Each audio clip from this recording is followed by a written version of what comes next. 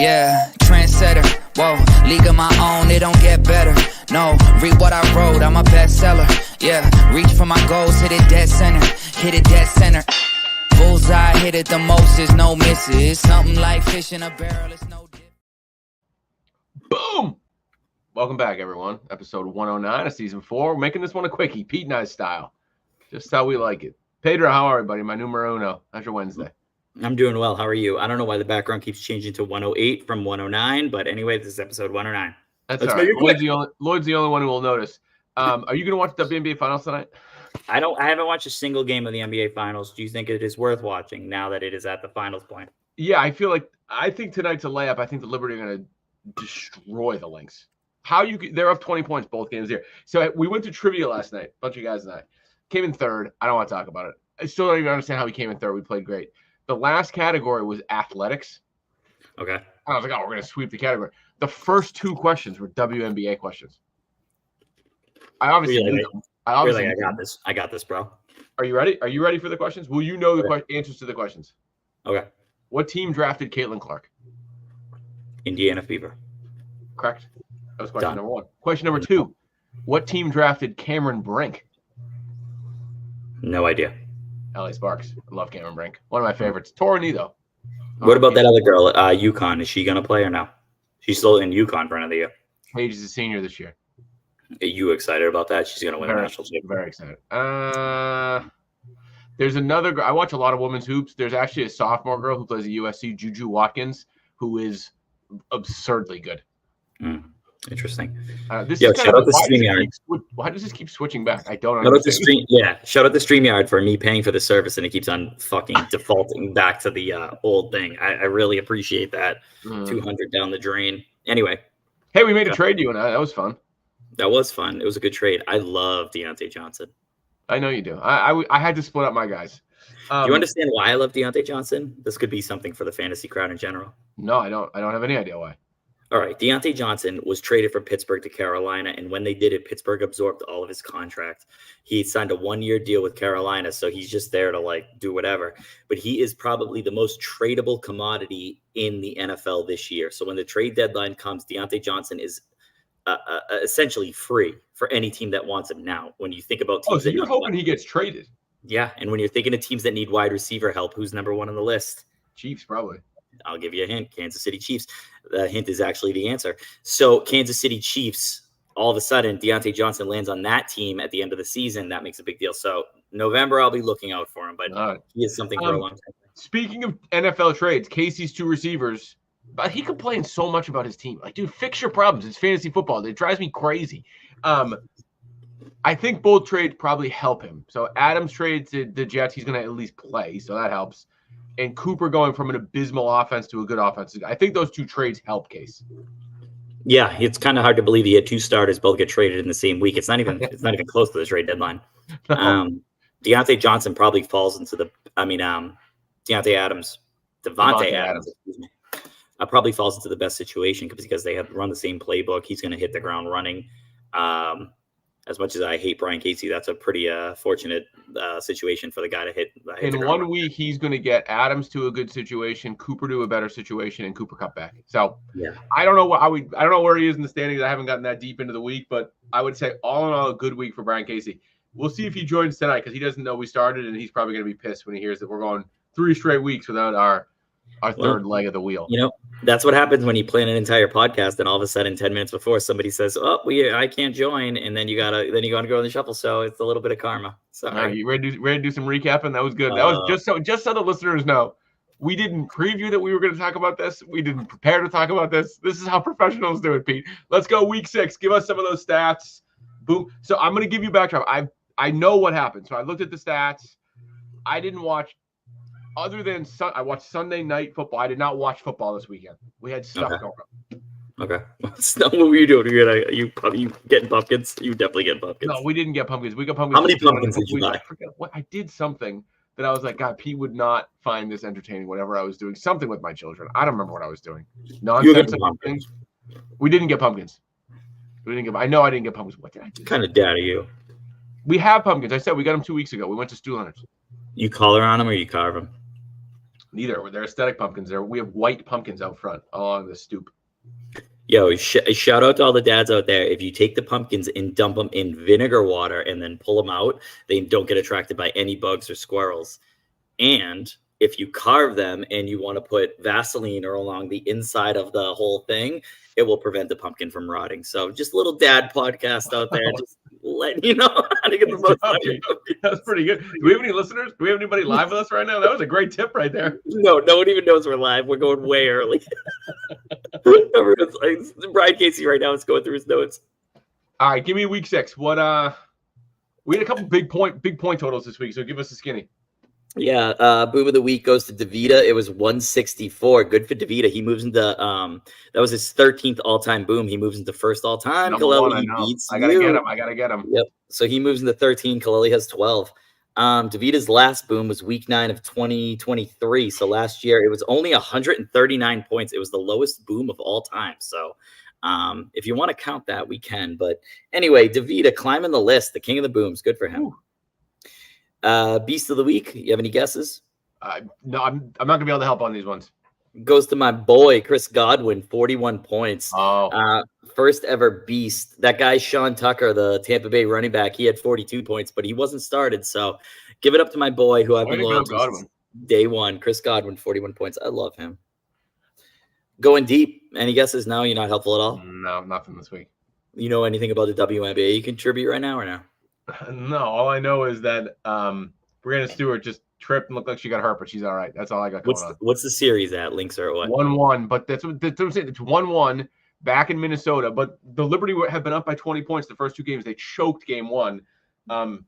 Liberty are better than I thought you told me Lynx were like hands down going to win this. Well, I said Lynx were the best defensive team, which is true. 1-1. Brianna Stewart's so good. She's so much better than anybody. They're so big. They have so much size. I don't know any of these. I don't know any of these girls. Brianna Stewart, greatest women's college basketball player of all time. No, Diana Taurasi. Get out of here. Go look it up. 4-time national champion, 2-time national player of the year. Go look it up. But was she Italian? No. Going deep goes to, it's actually a tie, 46 yards. I mean, not 76. I was going to say 46. That's a short going deep. Jeez. The dyslexia just shows its head every single episode. Rears its ugly with head. The Doritos. When you mix dyslexia and Doritos, you never know what's coming up. I gotta eat the ranch ones. Ben hates the ranch ones. He goes, Daddy, I hate those. They got spices on them. I go, all right, relax over there. Your kids have a hard time understanding what spicy means. One of my kids, anytime there's a different flavor, she's like, oh, this is very spicy. I was like, it's too spicy. For a long time, spicy meant like temperature-wise hot in my house. So it was a real confusion. All right, the going deep goes to Deebo Samuels and Isaac Guerrero. I don't even know what his name is. The guy from San Francisco. They both had Guerrero. Guerrero. I don't even know. I saw Deebo's Thursday night. It was right after the trade. Then of course Spates gets a 75-yard Deebo touchdown to start his week. It's probably an easy name to pronounce, but I'm from Central Massachusetts, so. They both had 76 yards. Deebo, surprisingly, he got 29 fantasy points from it. The other guy only got 12 fantasy points from it. So it kind of shows that like he had one long play. Is he the guy who slid on the goal line and didn't even score a touchdown? Oh, maybe. I didn't see the highlights of it. I think he did. What was scoring average? Good week for the team. I mean, we had one awful game, but scoring average was I made the thing. I might as well pull it up.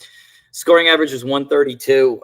This was down from 142 last week. The magic number, it was 136. We kind of deemed a couple weeks ago. Yeah. If you go over 136, you're 23-4. If you go under it, you are 7-26.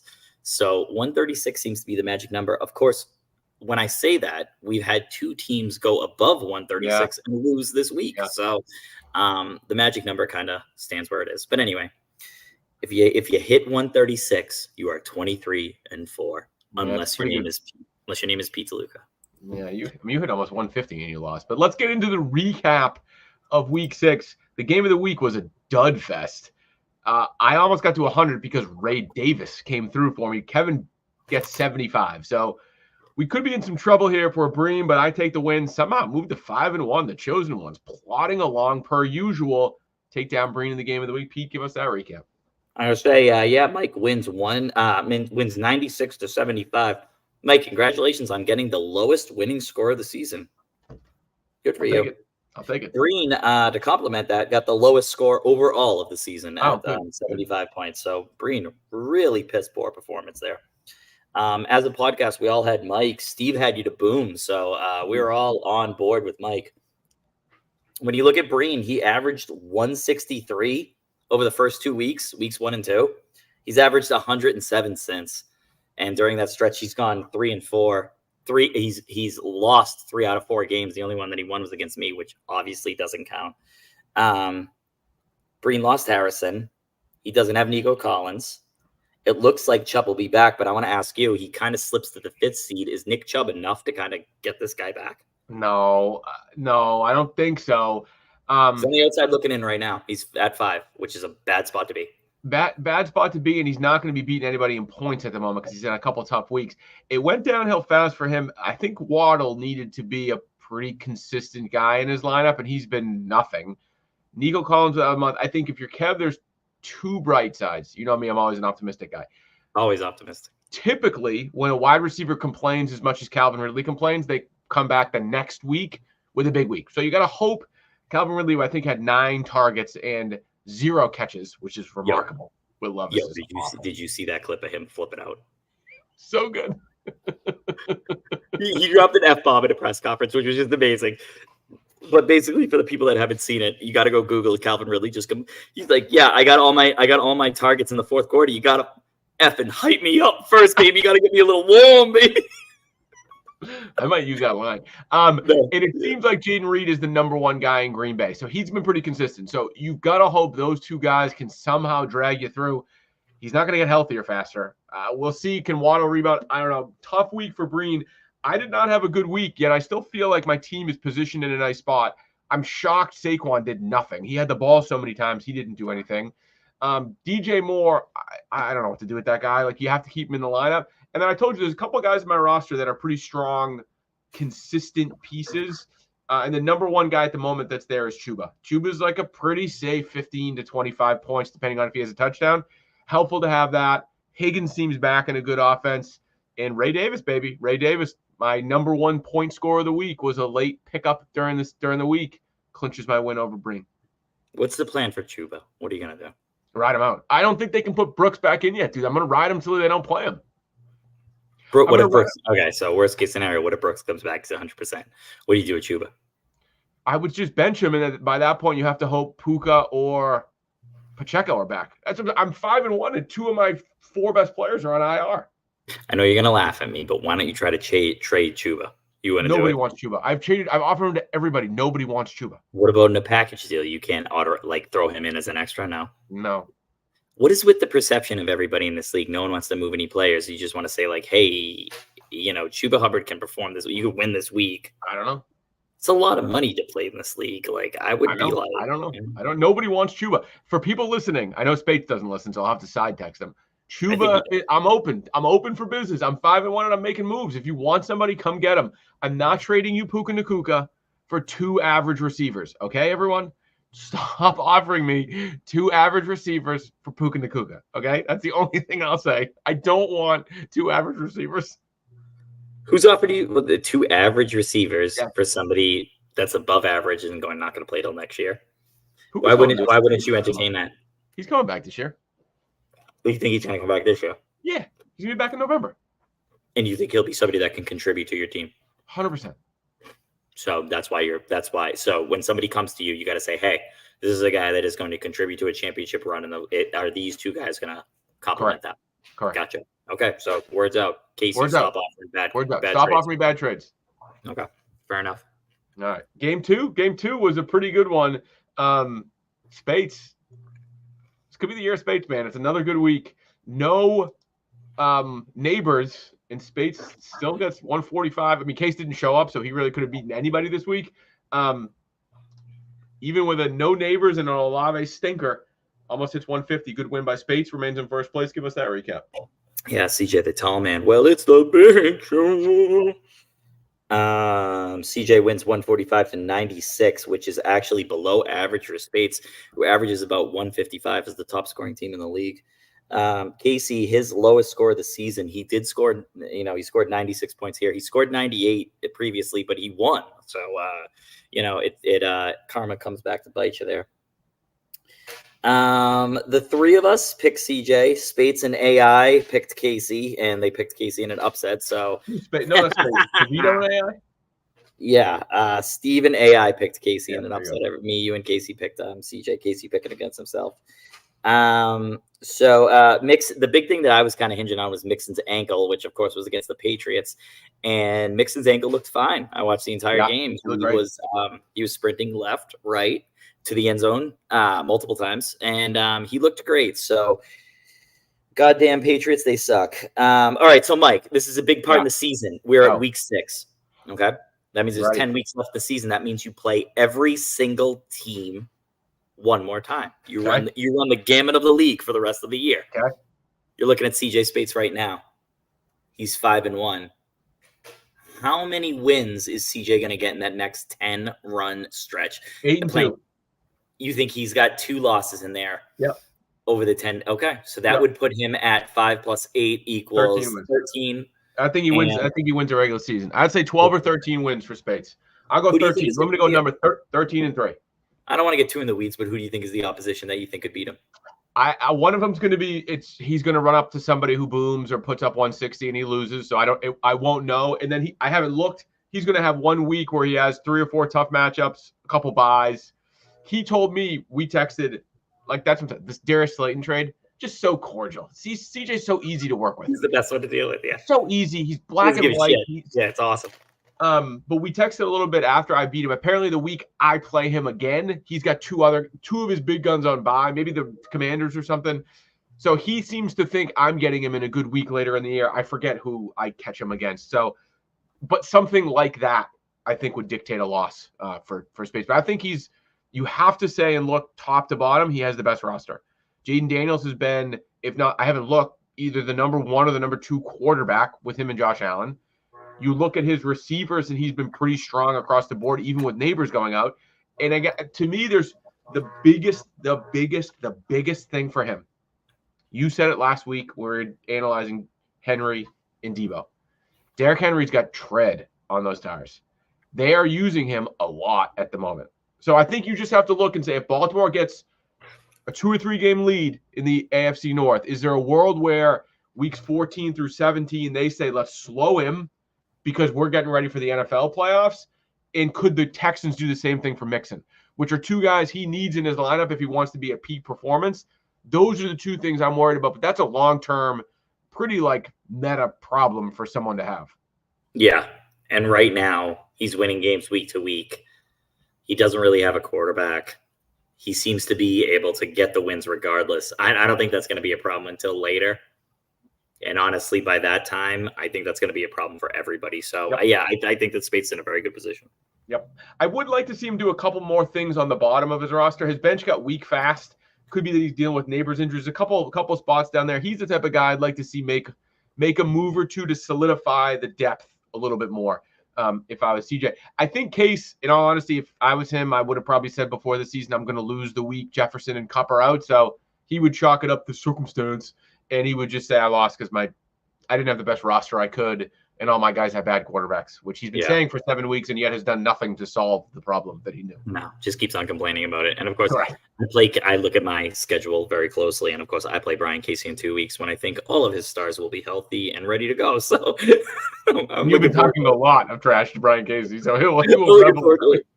I go, oh, great. When are they all going to be back? Oh, the week he plays me. Cool. Yeah, awesome. Well, good win for CJ. Game number 3 may have been the best game in the history of our league.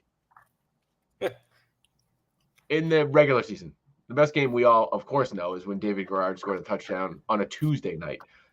Sorry, I had to. It's my favorite win. I know you like it. You want to talk about being a good friend? I let you have a Super Bowl over me. I just gave it away so that Sheila could see that you actually can. Because I actually play fantasy football. All right, so I texted you guys. Hold on, let me pull this up. I texted you guys Sunday. I watched the game Sunday night. and I was following it closely. Breece Hall caught a pass with 3 minutes left in the game for 0.83 points to put Lloyd up 157.8 to 157.4. That play was then deemed a drop. So the points went away, and Innis took the lead and ultimately got the win 157 to 157. The game ended closely after that. Yeah. Great game. Of all the ways to lose a game, is that the worst? Yeah, that's the worst. Have you lost the game worse than that?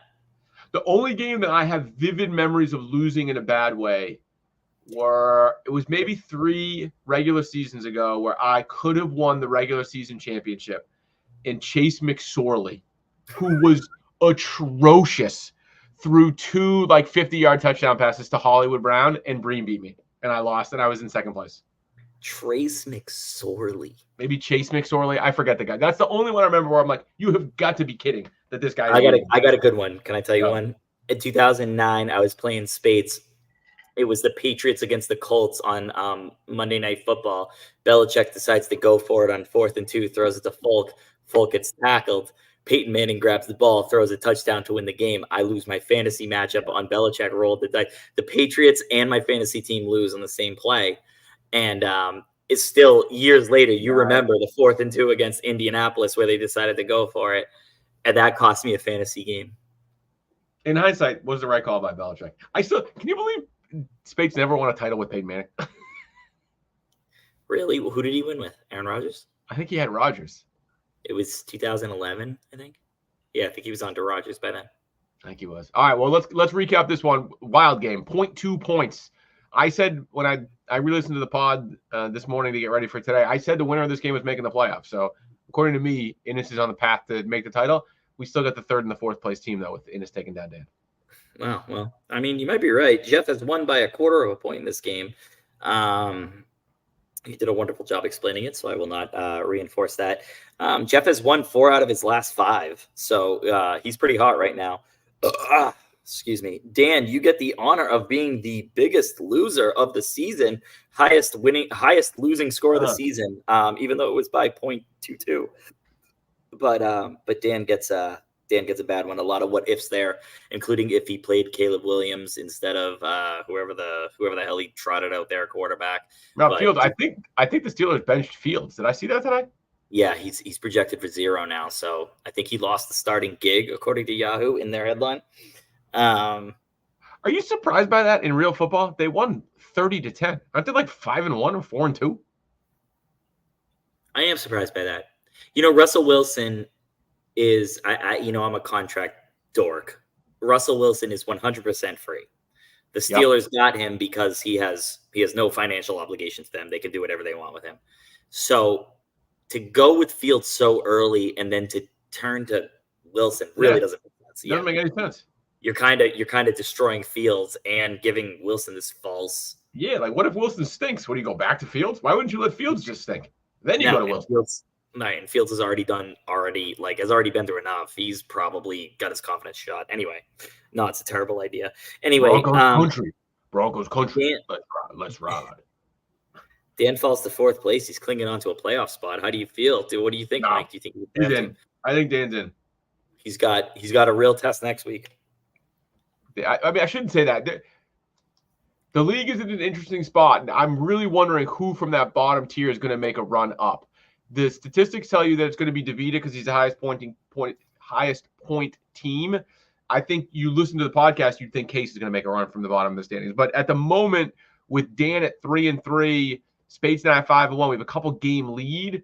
So you hope Dan stacks a couple together, but his roster is still really good. I mean, he had a good week. I don't think there's really any decisions that he made that you can say were the wrong one. Like, in hindsight, it's easy to say you shouldn't play Brian Thomas. He was the number 1 option there, though. Like, sometimes you get unlucky. He got unlucky this week. He lost to another good squad. Jeff put up a good game. Back-to-back huge performances from Zay Flowers. If that guy ends up being consistent, it's going to help Jeff a lot.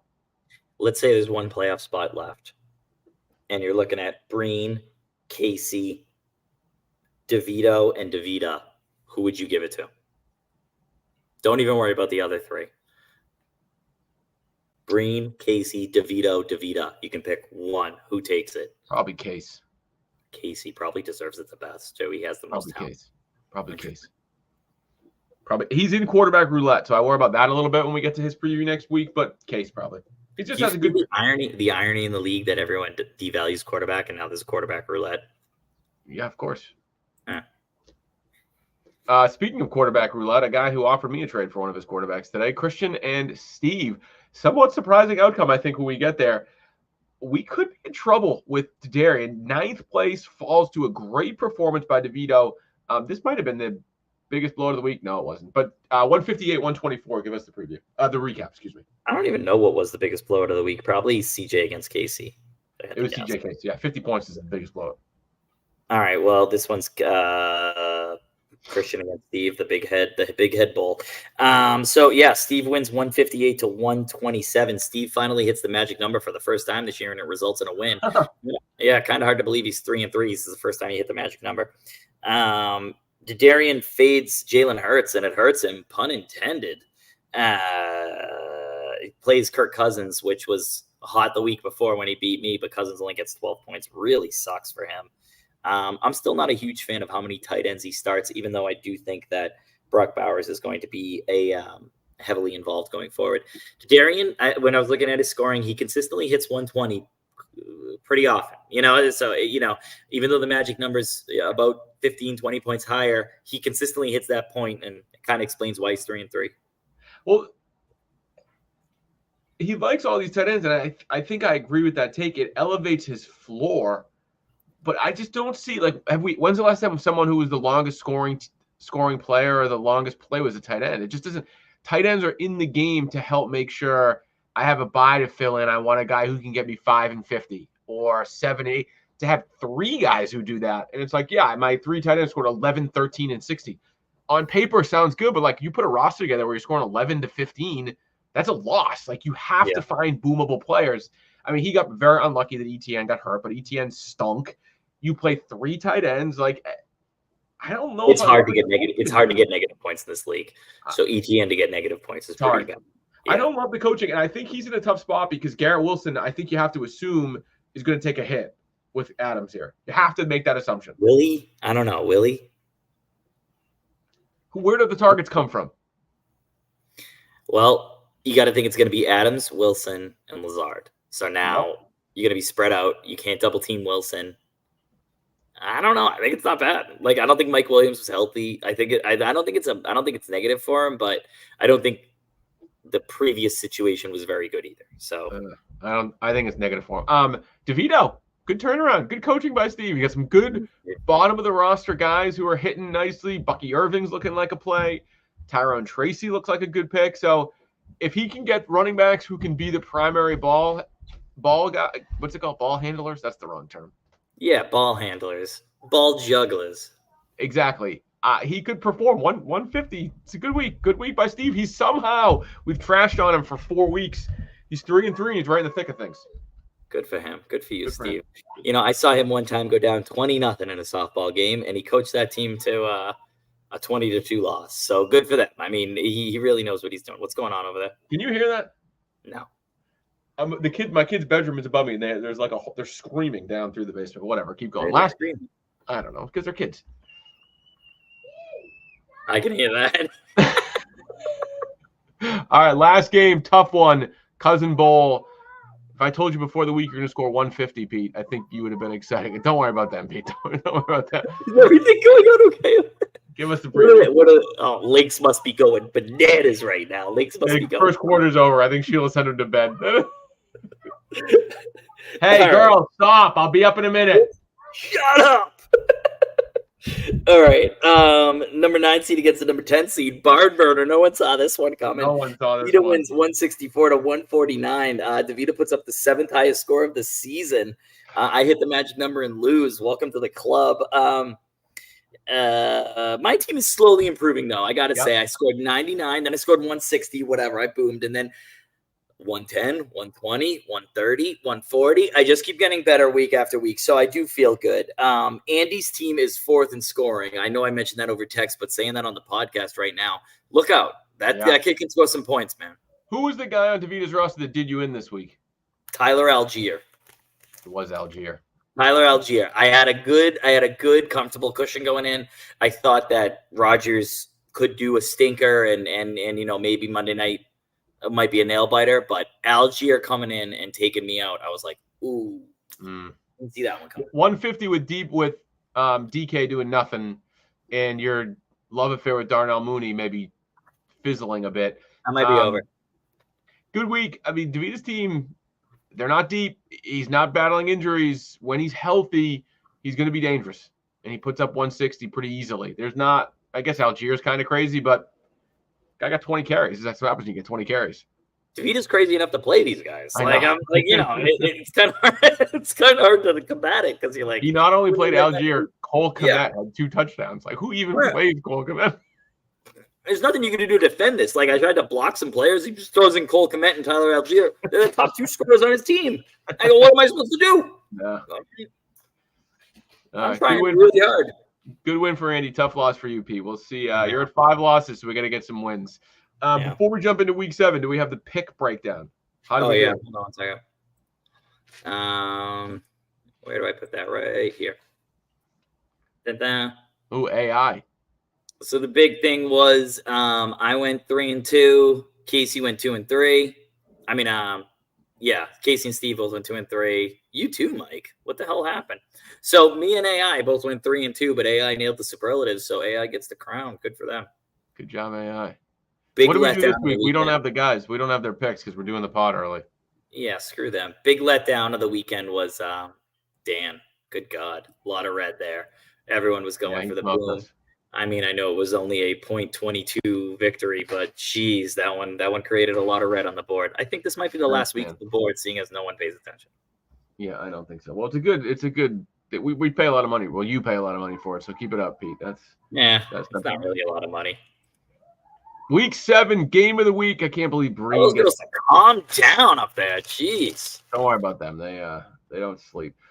Breen not only has the game of the week, he has 2 guys in his roster on a bye and 1 guy in his roster who's likely not going to play. So let's do our best to analyze this mess. But he's going up against number 1 seeded Spates. Give us the preview, Pete. I'll tell you the God's honest truth. I don't have much to say about these things in general. The kind of matchups speak for themselves. I think Breen is on the downcline. He's had a pretty rough month after a really, really hot start. I think Spates, he has a lot of injuries, but I think he could win this one on a power play, 2 men down. So I'm going to go with Spates in a lock. What do you think? Oh my God, these kids are going crazy. Give me where do you think like they're jumping, they're making the whole room shit. Where do you think Breen goes? Kids drive me crazy. No Odunze, no Ferguson. Who does he go with? Waddle, I'm assuming, goes in. In what world would you put Chubb in?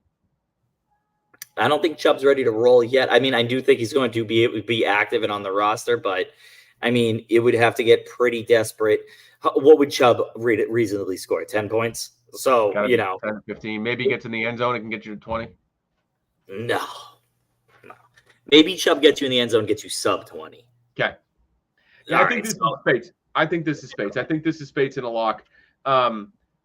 He's been the hot guy with Jaden Daniels, and they're playing Carolina. That defense has been a complete dumpster fire. So if you can roll out Daniels and whatever running back that he gets to play with that, let's assume Neighbors comes back and he gets another 15-target game because the Giants' offense are in disarray.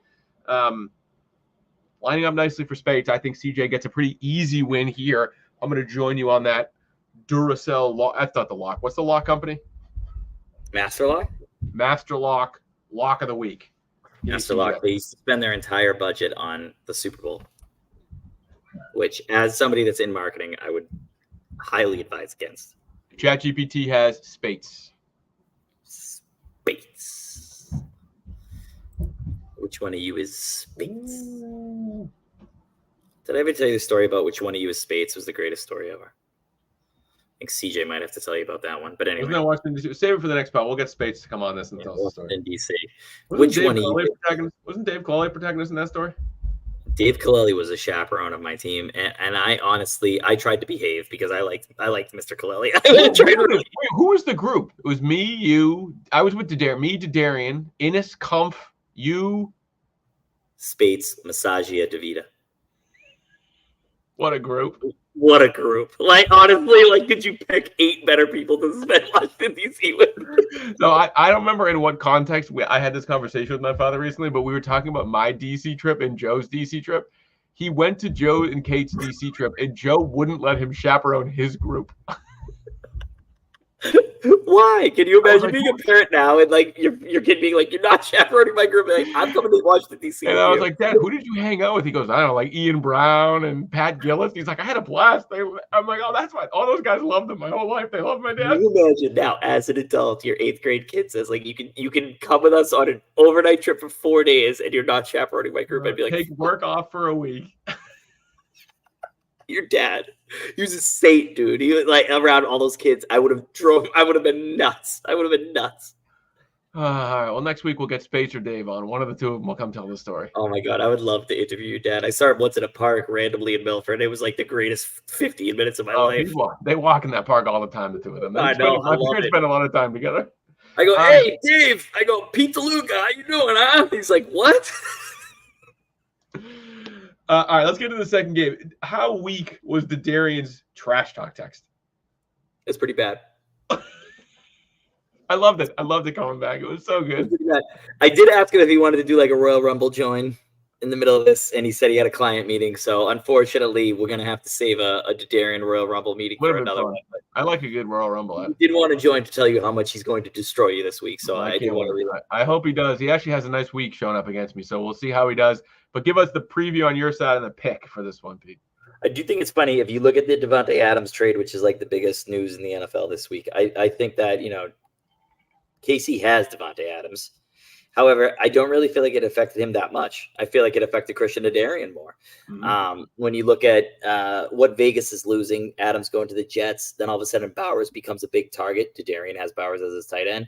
Wilson moves to a number 2, and I actually think it benefits Wilson, even though that's kind of a hot topic. But I think that coverage shifts, and Wilson might be able to take advantage of it.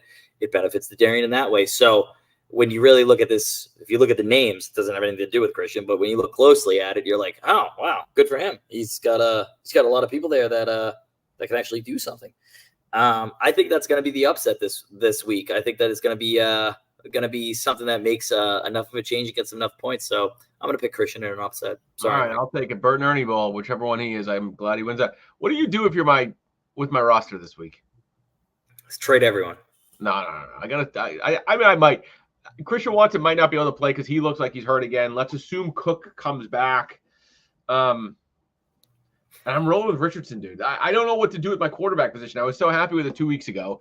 Dak puts up 5 last week. I guess Richardson starting. I picked up Darnold today just in case he doesn't go, and I like having the other side of that Jordan Addison stack. I actually like Kristen's roster this week. I do. I think if I'm going to win, there's 2 things that I have working in my favor. Maybe 3 if Chuba's still the lead guy. I have 3, which is Chuba against a bad Washington defense, and they're going to need to stay on the field. What's going to happen with Chuba? If Brooks comes back and takes some of the carries. Not right away. Wait. Second thing, Tank Bigsby, top back against a garbage Patriots defense. Okay. Third thing, I think there's a world where Saquon Barkley comes back to the Meadowlands and goes crazy in his first game. Yeah, he's been waiting for that one. Those would be the things. I do like the Darian's matchups this week. He's still got a couple tight ends. I'm gonna be in believe it. I'll believe it when I see it with the Darian. I'm gonna take myself this week. I do like a couple of those matchups. I like having Hubbard in that field. I like having Barkley back to New York, and I think the squad's in a good spot. We'll see what happens with Jimmy Cook and if he's in the game or if I have to go with Christian Watson. I did consider that Saquon revenge game whole narrative. I do think the opposite. I think that New York might play with a little bit of pride and try to shut down Saquon, or maybe shut down the run and make Philly beat him through the air. Well, they'll pass to him then. Yeah. But anyway. Let's get to 6, baby. Let's get to 6 wins. That's the hope this week. That's the hope, right? All right, game 3. My boom is in this game. I just want you to know that. ChatGPT has Darian in the upset. Jesus, ChatGPT. Game number 3. Wow, there's a lot of high spread games. 1 versus 5, 2 versus 9, 3 versus 8. So big discrepancies. Interesting position if some of these teams in the bottom lose because they're just going to go in the wrong direction. But let's see if Case can get a win this week against Innis. Give us that preview. So Brian Casey had a lot of players on his team move around. You know, he had Devontae Adams go to New York. He had Cooper go to Buffalo. He's had Kupp's coming off an injury. And I think that it's just a lot of transition for a team that's trying to head into a week. I don't think that I think that they're all very talented players. I just think that there's a lot of transition going into this week. And Ennis is not a bad team. If Jordan Mason on the 49ers and Jonathan Taylor on the Colts play for Ennis, I think that it's not going to be close. And so with that, I think they might be limited, but still, I think it's Jeff's game to lose. So I'm going to go with Jeff right now. Why are there 2 Monday night games again this week? I hate it. There's a London game. There's a Thursday night game. Like, why do they do this? The Chargers-Cardinals game kicks off at 9 o'clock Monday night. 9 o'clock at night. I'm going to be so asleep. Doesn't make any sense. Yeah. I got to work tomorrow. I'm taking Case to boom in an upset. Old man pod. He's just due. I feel like the guy's we've been all over him on the pod. He needs a haircut.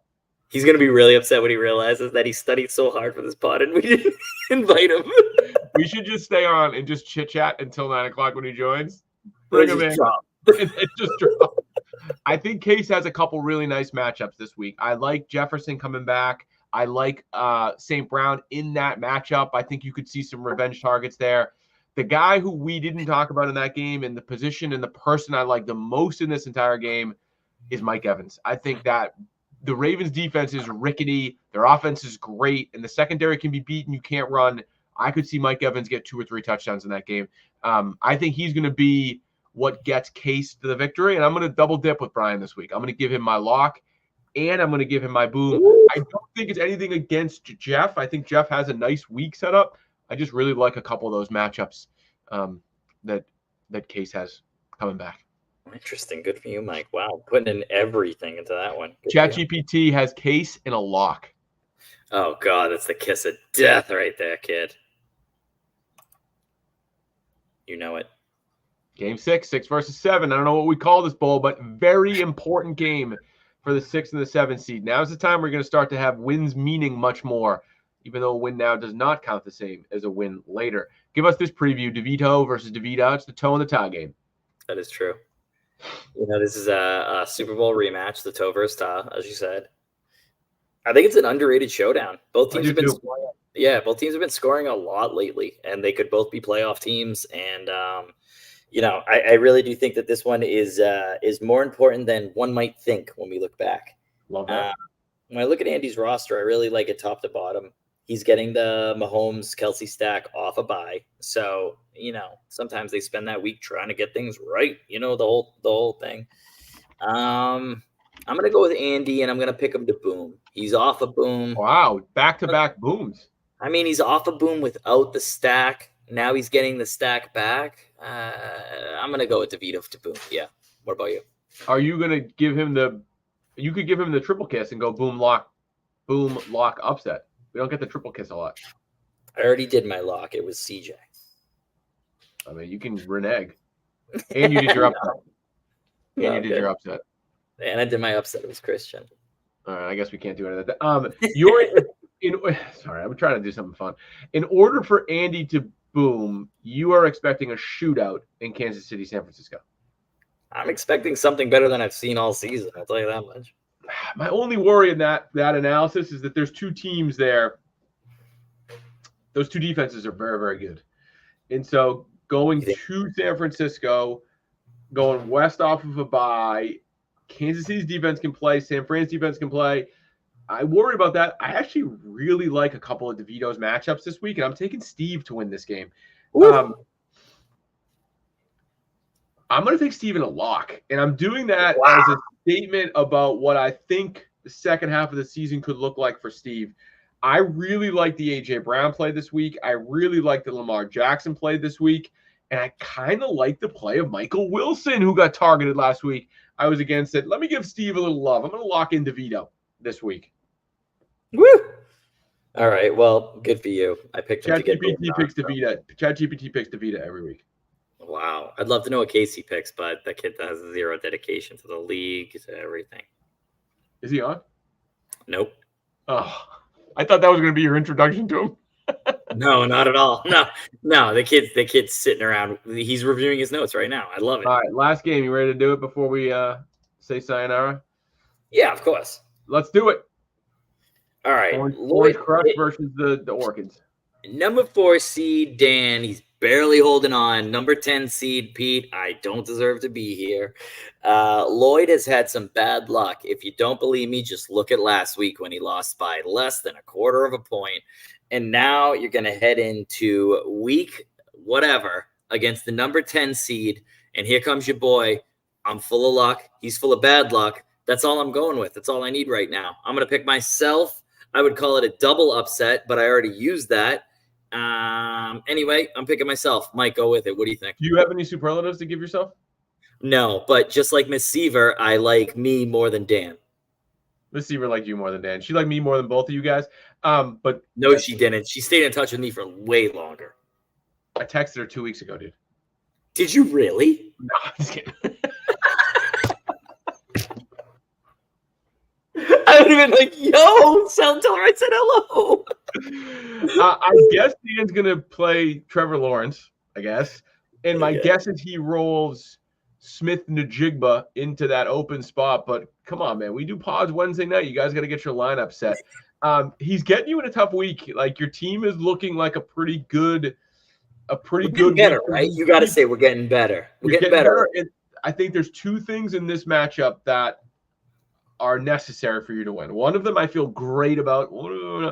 I'm predicting a big DK week. 13 targets last week, 4 catches. He got on the headset. Like, he's upset. Which one of us is this?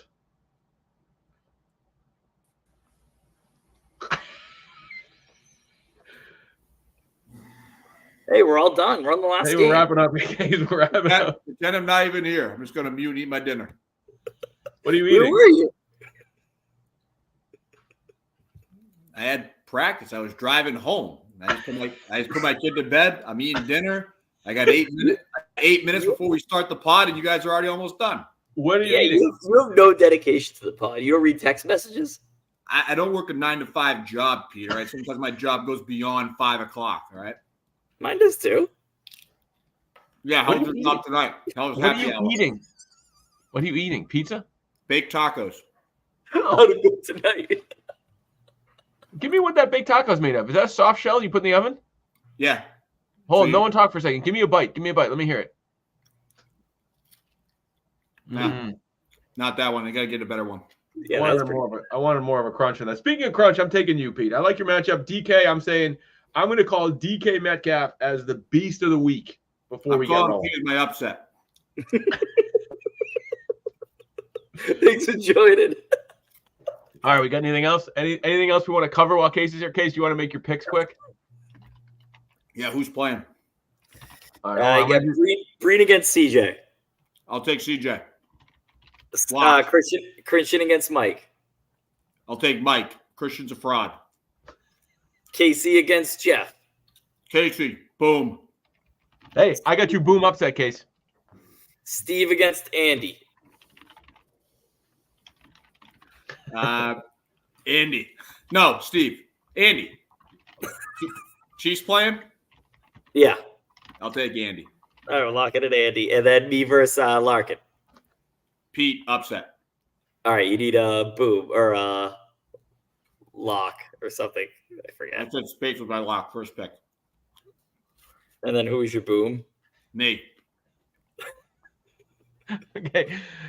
Welcome. That was it. When I listened to the podcast last week, when I asked ChatGPT to tell me a joke to leave, it was really funny, so I just did it again. Are you ready for it? It wasn't that funny.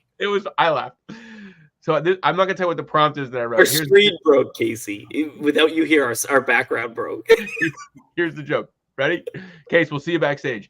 All right, everyone, that's a wrap for this week. But before we go, shout out to my buddy from high school. He loves tacos so much, he once traded his entire fantasy team for a lifetime supply of them. I mean, who needs running backs? We can have carnitas, right? See you all next week. And remember, in fantasy football, like tacos, it's all about the right combination. Unless you're my friend, then it's just extra guac. All right, we need to end.